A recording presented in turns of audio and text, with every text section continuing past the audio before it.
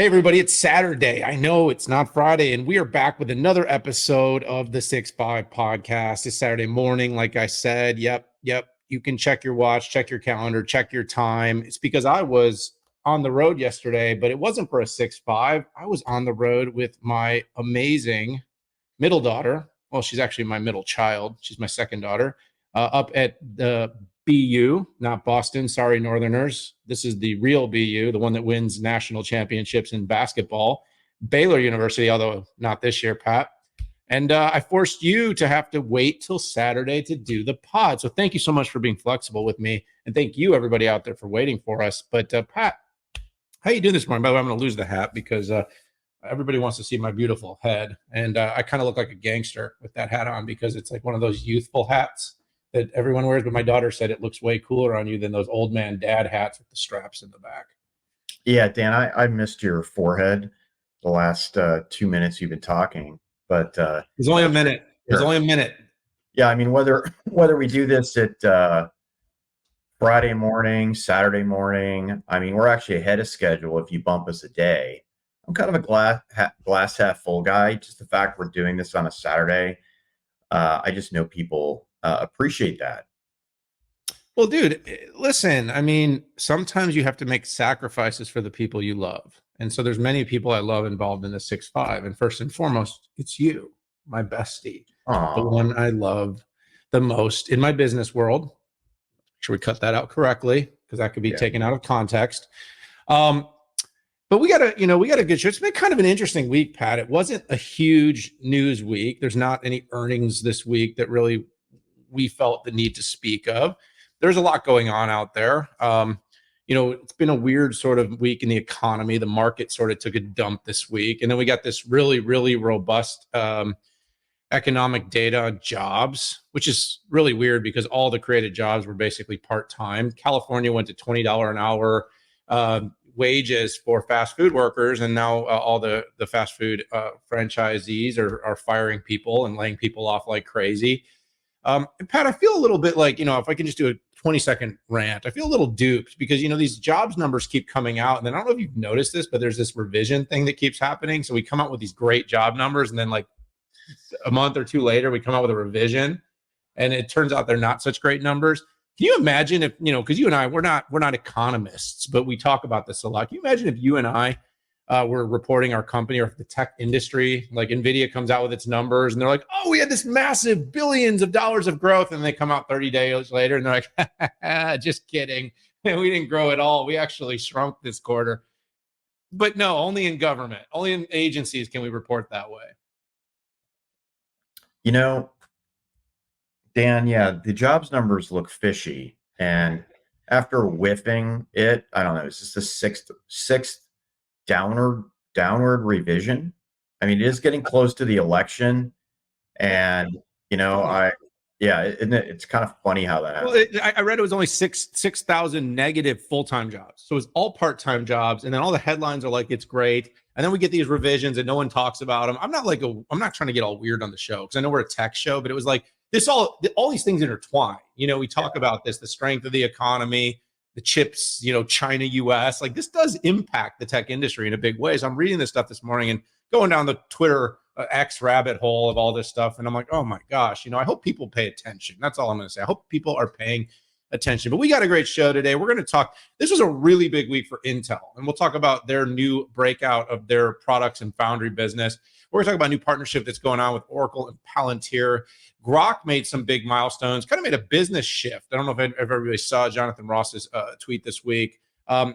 Apple ditches cars, and now they're going to build humanoid robots and put them in our house. That seems like a great plan, Tim Cook. We're going to talk a little bit about Rubrik, which filed an S1 to go public, and Pat analyzed it, and so did Gemini 1.5, and Gemini Pro did that in 1.5 seconds. So our job is screwed. And then what's going on with EVs, Pat? The Tesla numbers were poopy. And then Reuters came out with some rumors, and now what's going on with the business. And Elon was snarky as ever on Twitter. Gotta love that. Pat, so real quickly, just everybody out there, you heard we're talking about the economy. We're talking about public companies. This show is for information and entertainment purposes only. And while we will be talking about publicly traded companies, please don't take anything we say as investment advice. Pat, I think our biggest, longest, most in-depth topic of the day is going to be our first topic. It's our mega topic. It's Intel. They've made a big shift. They had a big announcement this week. What did they talk about?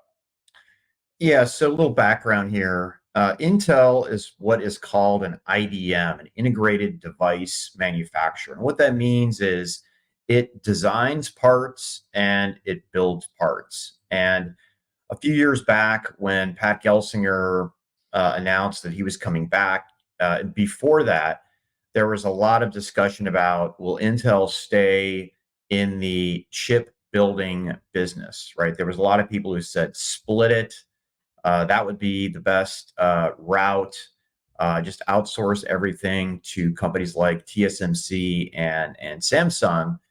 I thought short term that was a laughable idea, because if you're not using common tools, and there's weakness on the design side, then you're going to have some big issues. We saw what happened to Global Foundries when AMD spun off, and the second that AMD was able to better deal Global Foundries and went to TSMC, and Global Foundries got out of bleeding edge. So rewind, Intel is making hundreds of billions of dollars in investments. Some of that is shared investment between private and public.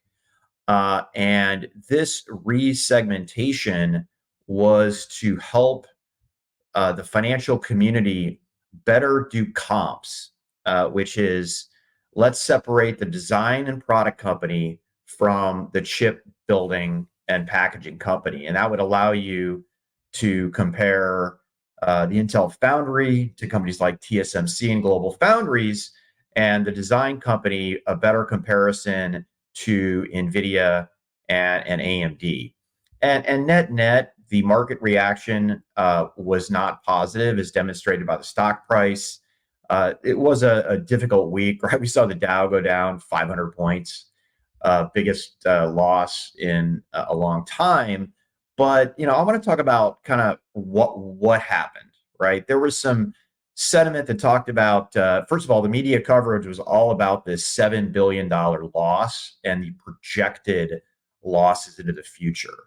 And that really influences the retail investors. And I think, Intel came in, they didn't reiterate guidance, which I think weighed heavily on the company. Now, the company was in the quiet period. And there was some, and whether we want to talk about it being a miscommunication or misunderstanding, that Intel CEO Pat Gelsinger walked back some previous commitments on technology and financial timelines around 18A. Okay, so I think my three key messages are A, factually, there were no changes to the financial commitments that I'm aware of.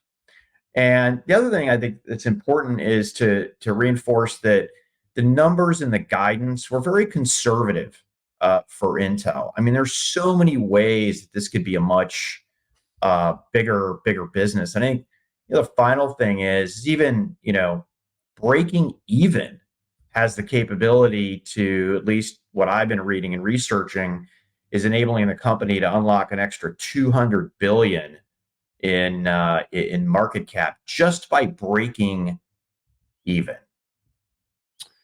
Yeah, Pat. Well, listen, I'm going to make that even simpler for people out there to understand why that is the case. Long story short, Intel, because of its IDM strategy, is being assessed completely differently. And in fact, its manufacturing capabilities are being even valued at possibly negative or zero at best at this point. So if you kind of look at the new reporting structure, what they basically want to say is we have one business that looks like TSMC. We have another business that looks like AMD. Now, again, I'm really oversimplifying that because they're not the same, but they are. They have a fabless business that buys wafers at market price, just the way all these other fabless chip makers do. And then they have a foundry that's like TSMC that makes chips for other companies. It just so happens they make them for Intel as well. Both those companies have value, and if they're creating cash flow, driving EBITDA, and net income, earnings per share, they both have value. But right now, they've all been locked up inside this one operating set of books. So if all of a sudden they can say, hey, look, we've got this business that creates billions and billions of dollars of income as a fabless, there's value in that. And if you look at the multiples, the forward multiples at companies, whether it's Marvell, whether it's Lattice, whether it's AMD, whether it's Qualcomm, what they're able to get versus what Intel's gotten, because Intel's been blended down and then almost given a negative valuation to the manufacturing part of its business over time. On the other end, you got a business like TSMC that's also highly valued for what it's able to offer to the market. And if they can get to break even, now what happens is you can start to value the products part of the business, and then you zero out instead of products plus some negative that's being associated with this manufacturing. So that's what's going on here. It's going to take some time. And I think the market was somewhat jolted a bit by how long it's going to take. And even though I think the company's been very forward about how long it's going to take, I don't think people fully digested it. And now that they saw just how poorly the Foundry has performed in the near term. And again, I want to be very clear. You cannot stand up a Foundry with the cost. It is so capital intensive, and get to market and start making money very quickly, especially at the leading edge. By the way, there's a reason no one's doing this. I mean, this is incredibly capital intensive. You have an entire world that is somewhat got the rug pulled over their eyes about Taiwan, in the fact that they do not see any threat to, if China was to invade or something, an earthquake, I don't know, happened in Taiwan and all of a sudden we couldn't manufacture chips. But that we really need a Western foundry that does the 7 and below at scale. And so Intel has raised its hand and should be given some commendment for what they've done, for the risk they're taking and the investment that they're making. And by 2030, what they're basically saying is this will be a revenue profit generator. Well, it is a revenue generator now, a profit generator for the company, and it can bring returns to investors. I guess the only other thing I'll say, Pat, and you hit it, you hit it pretty hard, is that, you know, I think that the market needs to give some value, but also give some runway to Intel to accomplish what they're trying to do. I also think, long and short, we're going to need a CHIPS Act too.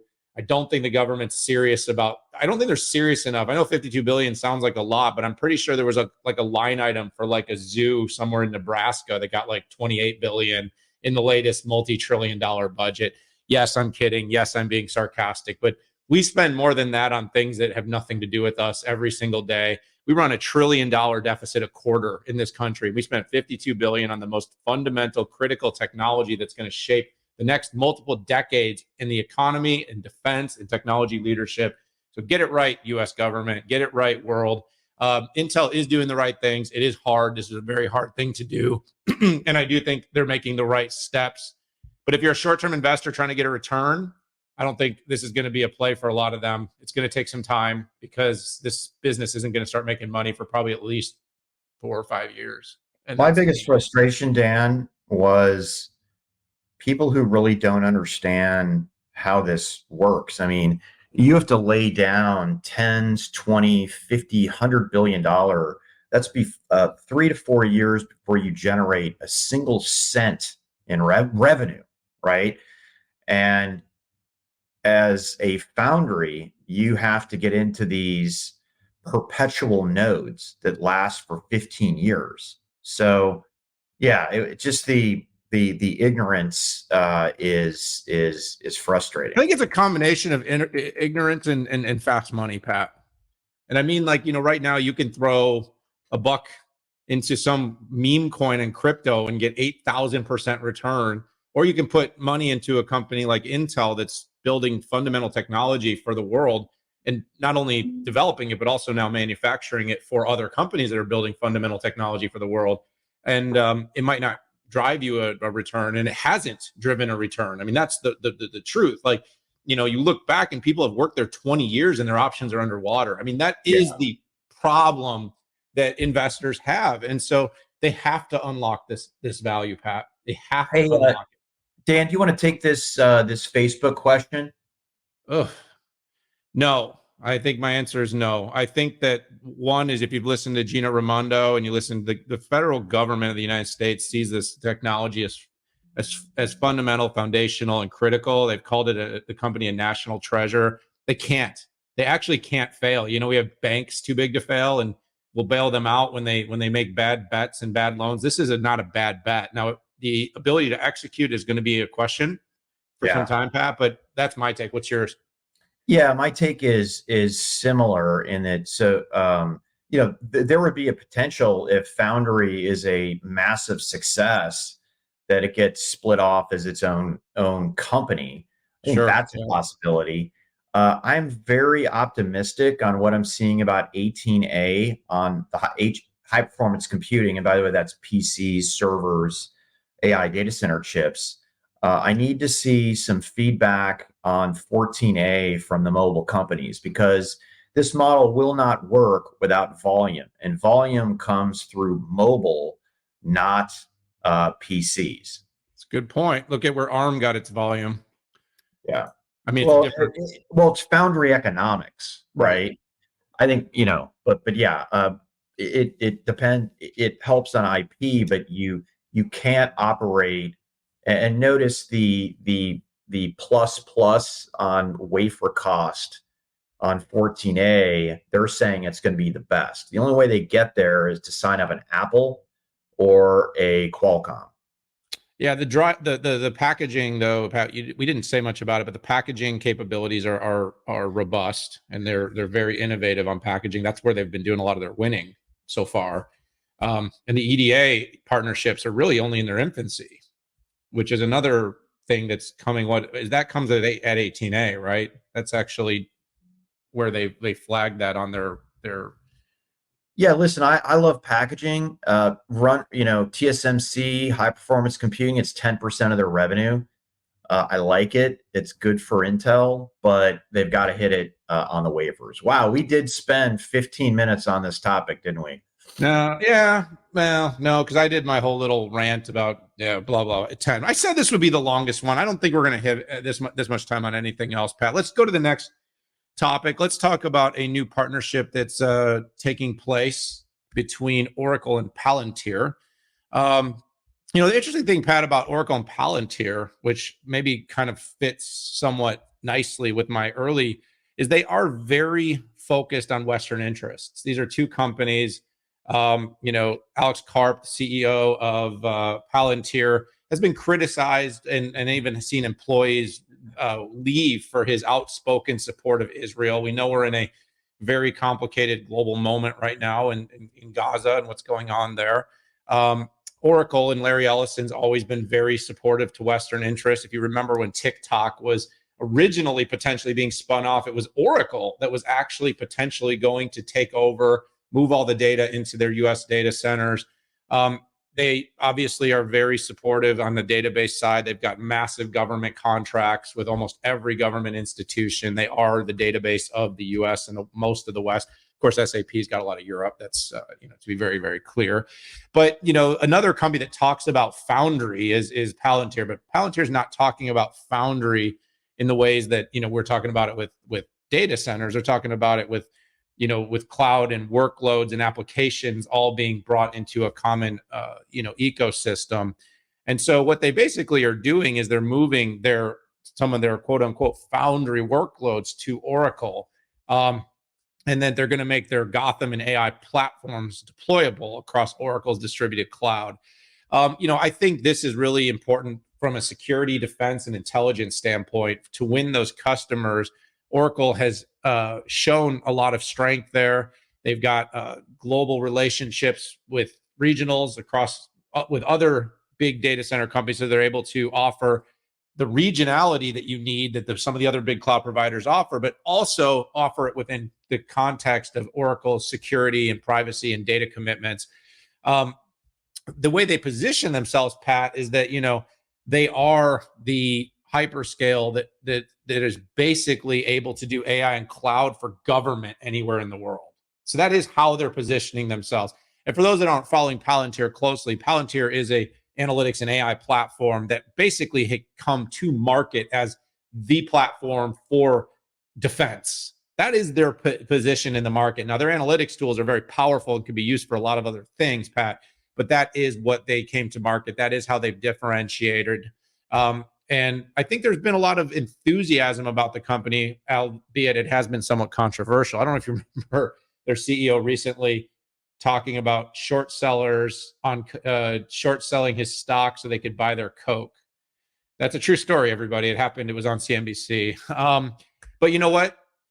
I like controversial. I like CEOs that are willing to say what's on their mind. I like the fact that they're willing to be ambitious and aggressive. And by the way, the CEO, now the CTO and chairman of Oracle, has never been one to mince words about what he thinks about the competition and what they're doing. So basically, Pat, long and short, what you have is two companies that have long staked themselves on being very, very capable to support federal interest, defense interest, and offer their technologies to come together to give new capabilities with the defense industry in mind. But of course, it'll also be something that I think will drip into commercial. It'll drip into broader government, and it won't just be for defense. But sovereign cloud's a real thing, Pat, and this is addressing some of that sovereign cloud requirement. Yeah, great analysis, Dan. So I want to read this paragraph that was headlined in CEO Alex Karp right after a video he did. Quote unquote, the dominant nation states and companies that define our way of life will be the ones that get software and use of data right. Getting this right is a requirement to preserve our way of life, enable society to thrive beyond a few dominant organizations, i.e. countries, end quote. So yeah, it's defense, it's government. They're getting increasingly into healthcare, National Institutes of Health as an example. I think, culture on partnerships have to work. And I believe that the culture between Oracle and Palantir is perfect. OCI Gen 1 was not good. It was uncompetitive. It was overpriced. It was bad. OCI Gen 2 is very competitive. In fact, they've got a really interesting pricing model versus AWS where Oracle prices very low for kind of entry-level base infrastructure, whereas AWS prices it higher, and AWS's add-ons are lower, where OCI's add-ons are higher priced. So it's a really interesting pricing model. I've said this before, their version of sovereign cloud and on-prem cloud is the absolute easiest to understand.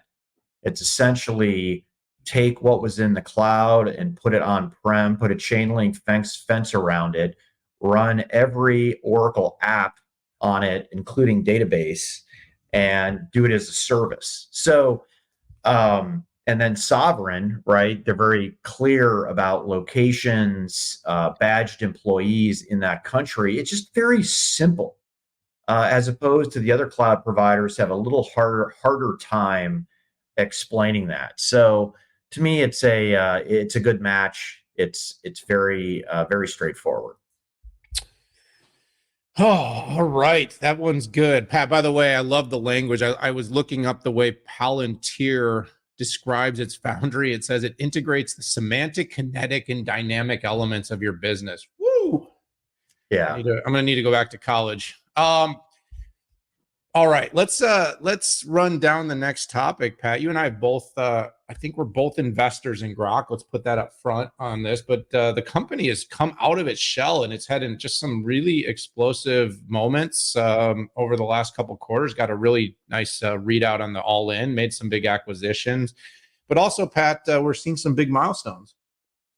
Yeah. So Chamath Palihapitiya is an investor. He rarely talks about his investments, but he's super excited about this one, and I think it's for good reason. And that is the LPU, which is essentially the chip that Groq has, is very performant versus NVIDIA GPUs. And Dan, we have debated kind of ASICs and their pluses and their minuses. And the trick with an ASIC based accelerator is if you can put a software layer, I call it the magic API, so you can get 2 to 3 generations out of your chip. NVIDIA's got a really good TCO equation, because everybody knows that you'll get, again, 2 or 3 generations of something out of the chip today and in the future.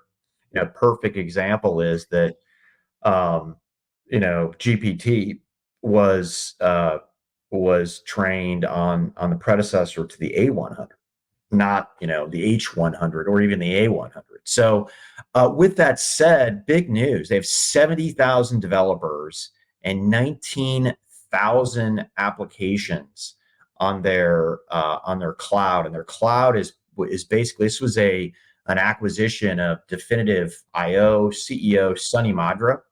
Was out there. Very quick acquisition here, but what this acquisition did, it enables, it lights up the capability for developers to go in and not just test workloads, but use them to train and infer workloads. Now, long term, right, you want to stand this up on an on-prem cloud or something, let's say in a colo at Equinix. But Dan and I, you and I are always looking for the, we know AMD with its GPU is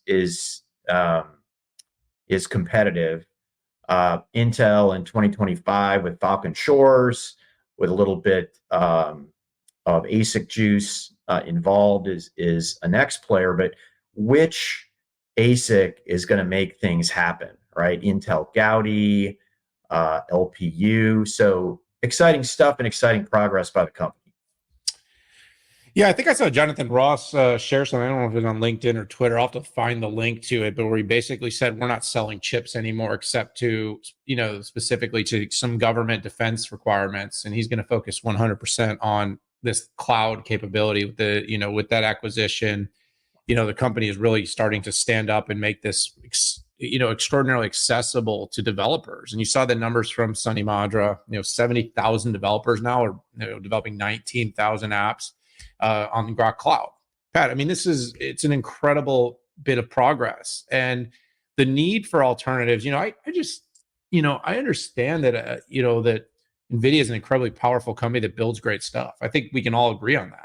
Yeah. I just think the idea that it's zero sum, we've got this weird world where everybody thinks everything's zero sum now. It's like going to be all one or nobody. Look, AMD is going to take a part of the market with their GPUs. The cloud providers are going to build homegrown silicon that are going to be powerful and usable for certain workloads. We're going to see CPUs on Xeon. Pat, I shared something yesterday about a company that's, with AMX and Xeon, you can do a whole lot of inference on a CPU, and we will see a lot of inference being done on a CPU, Pat. And Groq has built something that's very specialized. Now, the company continues to talk about it can do more than language, but what they're doing is they're basically making it extensible. They're making it available, and they've shown that they can make it extremely performant. And so we knew that from the beginning, Pat. There was a reason that both of us felt this was investable when we got involved in it. And, we continue to cheer for it. But also, I think the market needs to pay attention. There was a time I think both of us were concerned that Groq's future was going to be challenged. But in the last few months, they've come out swinging with innovation. They seem to be refocused, repurposed, and the market is finding and identifying their technology. And we're hearing a lot more about it. And that kind of buzz is good. And by the way, frothy valuations in AI right now.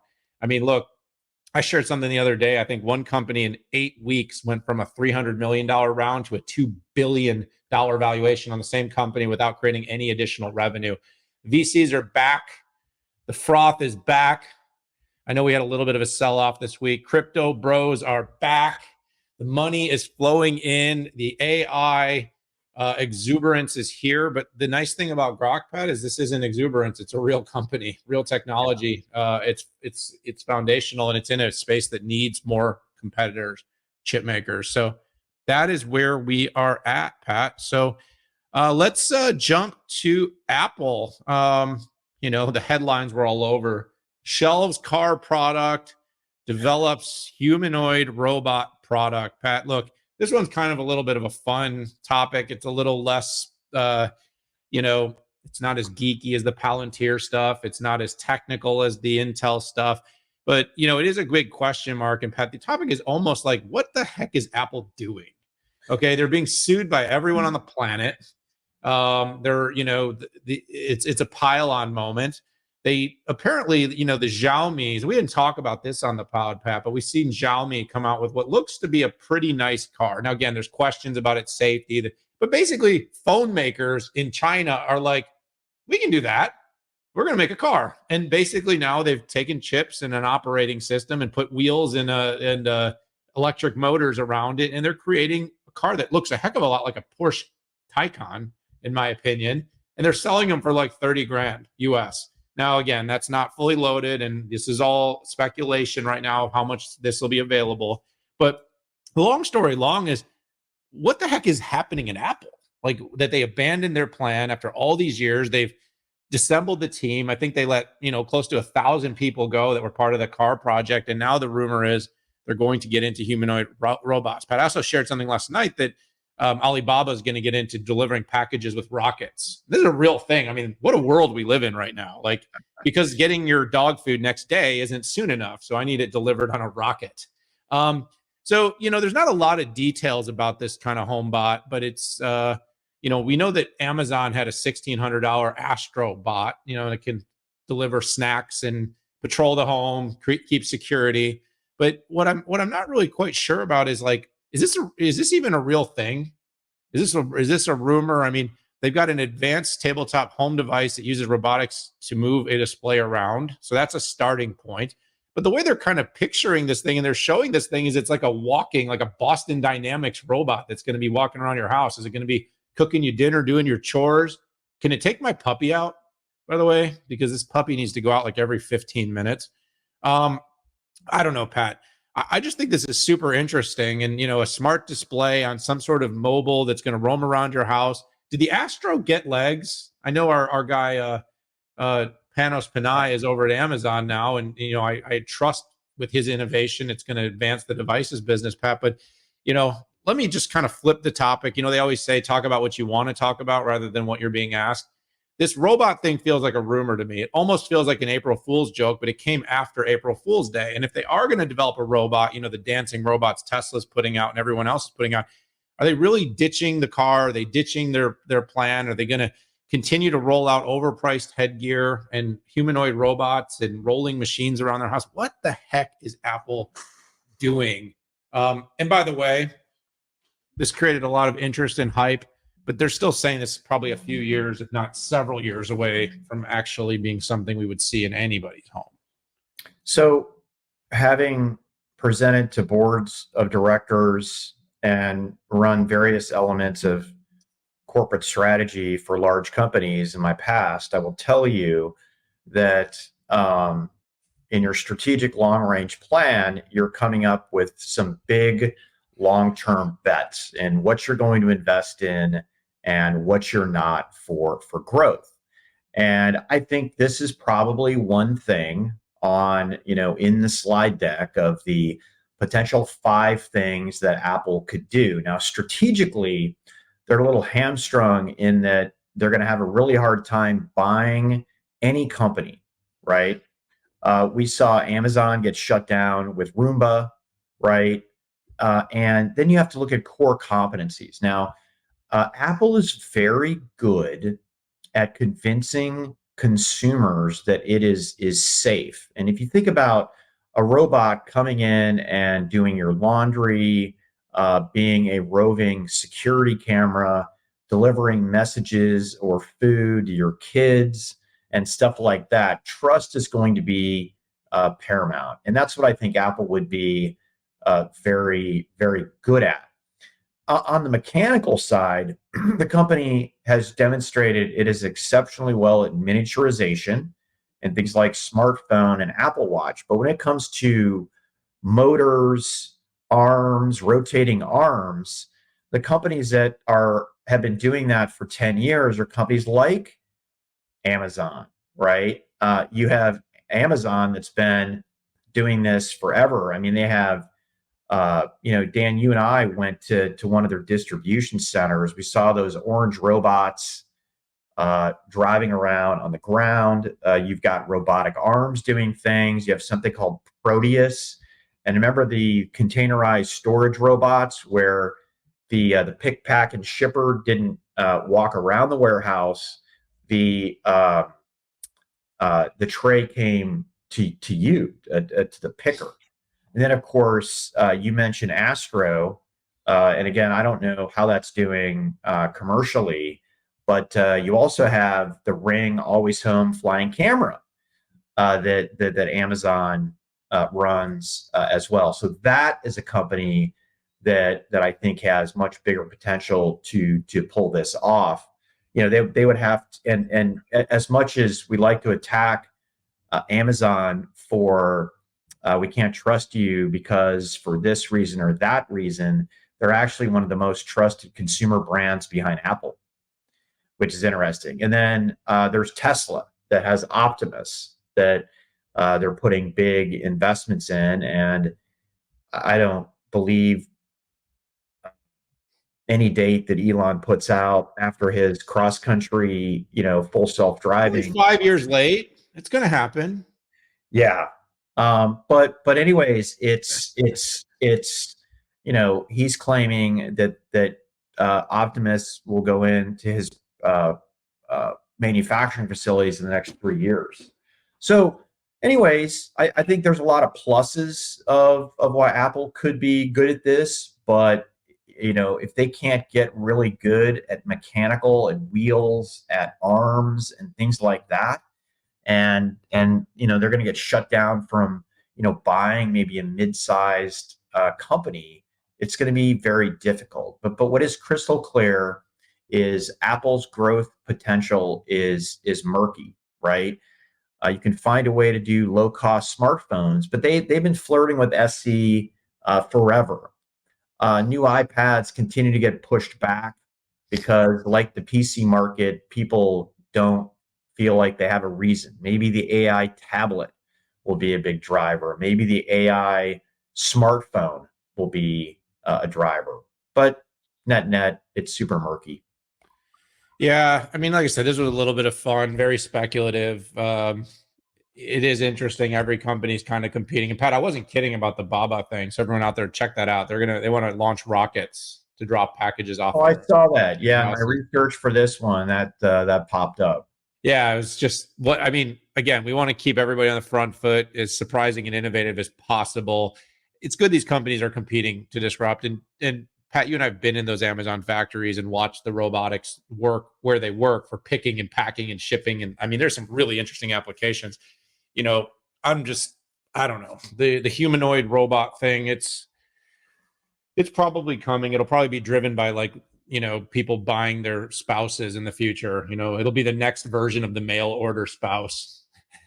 My robot. I mean, not everybody has a bestie, that they want to hang out with all the time. All right, listen. Are we getting married anytime soon? I hope so.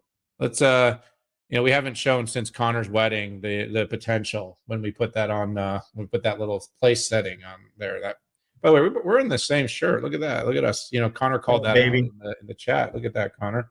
All right. Let's go to the next topic.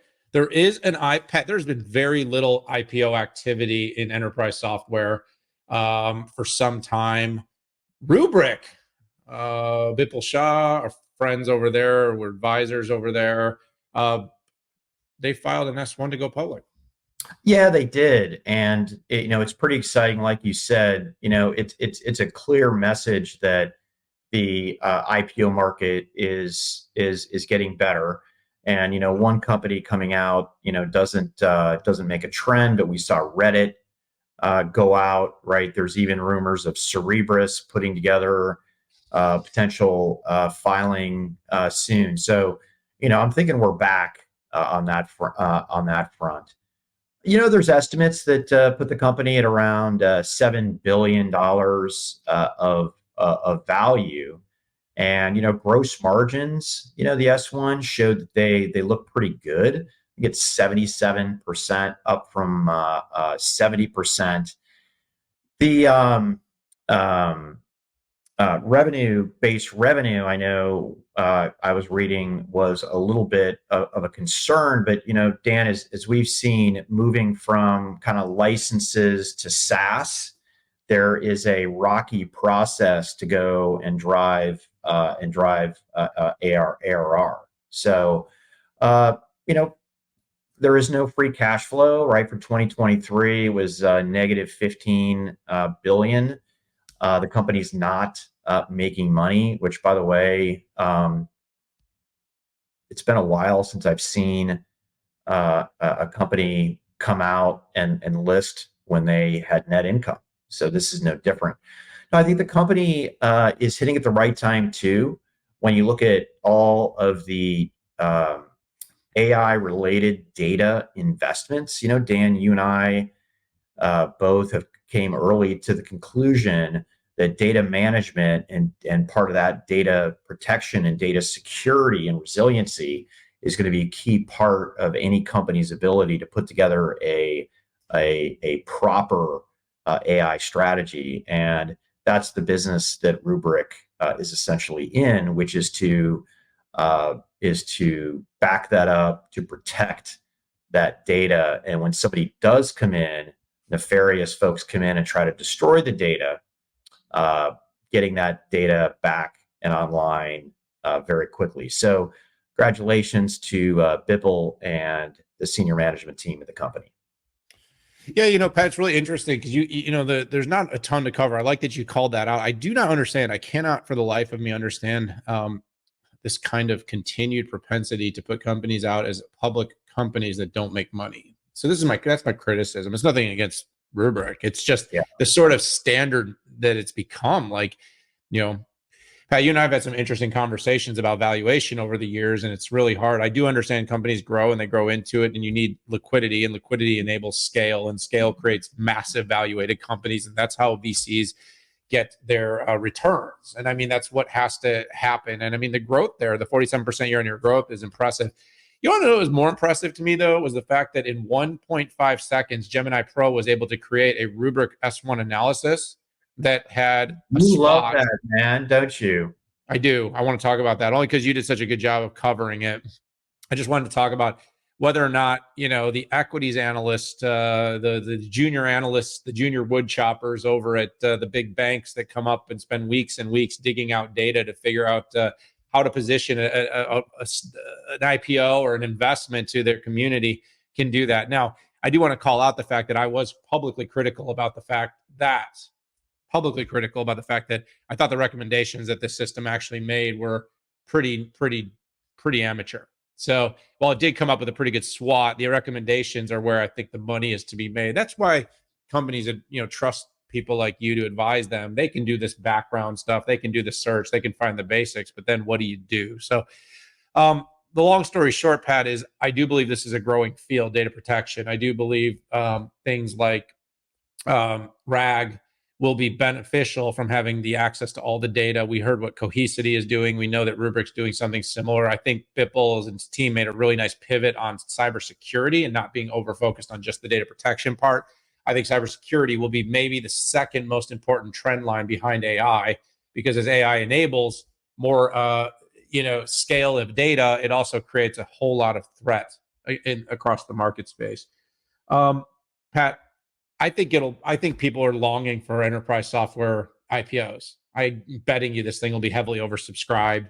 The value will come out a lot higher. And I like it a lot better than Reddit. If you want my market comparative to the most recent cool IPO, I like it a lot better than Reddit. I like this space. It'll be interesting, by the way, to watch the Rubrik and kind of this whole Cohesity Veritas comparison, because Rubrik's coming out, going public, getting big liquidity, trying to go fast to market. Cohesity and Veritas are going to get a little bit bigger, more density. And then my guess is the IPO will follow that. So that'll be something to watch somewhat critically, Pat. But yeah, I mean, look. Yeah, isn't it crazy how much excitement there is in this part of the market? I mean, let's not forget about Commvault, Veeam, what Dell is doing in these spaces as well. It's super interesting. And I can't help but I do think that these are great standalone businesses, but I also think that companies like Dell seem like, acquiring a Rubrik or a Cohesity would make a whole lot of sense, right? I know Dell has things like backup and restore and some resiliency features, but what I don't think anybody's picked up on is the fact that all of this data from different data sources, literally, whether it's HRM, HCM, ERP, Outlook, right? It's all going into these solutions. And it's like, well, while the data's there, why don't we activate this using generative AI? And we saw, features from Cohesity and Rubrik to do that. Oh, and by the way, the data is already secure. Now, the usability of that data based on, security posture and who should have access to this, it's not an end-to-end data platform, but wow, Dan, imagine all the data is in there to begin with and query it. And I think it's kind of this Trojan horse. You combine that with RAG and, you've got something that's pretty big. Absolutely. And by the way, I meant to mention this, and just since we're talking IPOs and you mentioned about Apple earlier making acquisitions, and you just mentioned something else about Dell making big acquisitions. Isn't it interesting, the whole Inflection AI deal? We're not going to dive into this right now, but just as a kind of a little mini sidebar, Pat, that did we just see right under our nose a brand new structure for doing an acquisition that requires no regulatory approval? I don't know. I don't know what happened there. Anyways, I'm sure if that doesn't meet any scrutiny, we could see a whole lot more of we're just going to invest in all the people and then we'll license all the IP and we don't own anything. All right. So let's go to the last topic, Pat. We talked a little bit about the Tesla robots, but let's talk about Tesla vehicles. Couple things going on. This week was a big week because there was some delivery and production numbers that came out. The company produced some big numbers, but delivered well below expectations. Stock got hammered. Questions are coming. Is it the end of days for Tesla? Are people losing interest in EVs? By the way, everybody loves to hate Elon Musk. And I just want to point out, did he not share something? I think I shared it with you this week, and I wish I could dig it up. Okay. I really do wish I could dig it up quickly for you, but I can't. But I can remember what I shared with you. And it was something along the lines of Twitter having just like best numbers it's ever had. You're not going to make me go back and answer that, are you? No. I just want to flash it up. It just came through and we stopped talking about that. I wanted to get it's fairly different technology. I mean, you're talking an analytics platform versus a data protection platform. But there was a nice article. I'll put it in the show notes that our team actually put out about the Rubrik filing, and then we also were covered in the media quite a bit. So we'll put some links in the show notes for everybody out there. But so, anyways, there's kind of that. By the way, I just mentioned that X is having like all-time high engagement on the platform. Again, nobody's reporting this. Who would report it, right? It's like, but Pat, I got to tell you, I wake up, I have to check Twitter X. I probably look at it like 400 times a day. And I think every other app on my phone, it's like once, twice, maybe messages and email a little bit more. I love the platform. It's amazing for getting real-time information. I don't know where else you would go, but whether I'm checking F1, EPL scores, or I want to know what's going on in tech, nowhere better to go. Tesla, by the way, numbers are off. Demand is down. They had to lower prices to blow out a growing number of Model 3 and Y that hit the streets. There is something going on. And by the way, this isn't just Tesla. The whole sort of demand and this whole EVs are going to take over the world in the next few years seems to be somewhat stalling out. I've been watching on some of the Twitters and press about like Ford Mustang Mach-Es. These, a year ago, they were going at 10, 20K over list. Dealers are blowing these things out at 20K in some cases below list and offering finance rates that are lower than the 10-year right now yield to try to get people to buy these things. I think people are frustrated and struggling with infrastructure. I know we're seeing some charging infrastructure going into place, Pat, but if you have range anxiety and you actually drive anywhere far, but the long and the short question is Tesla, hitting the end, hitting peak? Has their growth stalled? I think it has stalled a little bit. But it also is interesting because, I mentioned the Xiaomi thing and the lower price and some of the interest coming around that. And Tesla is supposed to have a Model 2 coming, and they're also supposed to be doing robotic taxis. Two big initiatives going on at the same time. The Model 2 is supposed to come at a low price. And this, did you see? I don't know if you saw Reuters put out a note that basically got heavily shared and tweeted that Musk was scrapping his plans for the Model 2. Musk came out with a reply to one of them. I think it was the Zero Hedge tweet that basically said, Reuters is lying again. So there's a big conflict going on. There's a war in the media. Musk is basically building probably one of the most viewed platforms on the planet for media and information. And then you got this kind of war with the broader press that are trying to constantly sort of challenge Musk and everything he does. Definitely not interested in seeing him being successful. But the numbers are also showing some consternation in the marketplace around EVs. Do we need a lower price one, Pat? Do we need a Model 2 in the 20s? Is that even achievable? I feel like it cost me 20 grand to go to the grocery store right now and just get food for the house, let alone to buy a car. So if you can actually get a Model 2 that's going to be sub 30K, that'll be crazy. Having said that, I think winning the autonomy race is more important than coming out with a 20K, 25K Model 2 vehicle. And so I do think, and I could see maybe some prioritization right now on the Model 2. Flip that. Prioritization on the robotic taxi. He has made this FSD a big thing. He did talk this week about licensing self-drive to other vehicle makers. Very interesting. Could he be putting more focus there, slowing down on the production? He's now making right-hand vehicles. He's doing all kinds of things. I don't think they're in trouble. I think it's short-term. I think we're in a bit of a lull. I think I'm going to end where I started, Pat, and I'm going to pass it back to you. I think the numbers we get fed about where the economy is at versus where it's actually at are not the same. I don't think we're as strong as people want us to believe. I think there's a lot of revisions going on in the data. I think, people are a little bit more nervous. Interest rates are still high. They're not spending as fast. And that, of course, is going to impact the car industry. But I do think electrification isn't picking up quite as fast as people want for vehicles, at least people that want to see us go all electric in the near term. I have two things to bring up. First thing are interest rates in new cars. The first thing is so the typical credit score in the United States is around 700. It's pretty good. Do you know what the interest rate for a car is if you have a 700? 8.5. 12.65% is the Come on. as of today. And you know what? If you're 699, it's 17.84%. Yeah, we're in the wrong business, dude. It is absolutely ridiculous. So that's one point. I do think that's weighing on Tesla in the United States.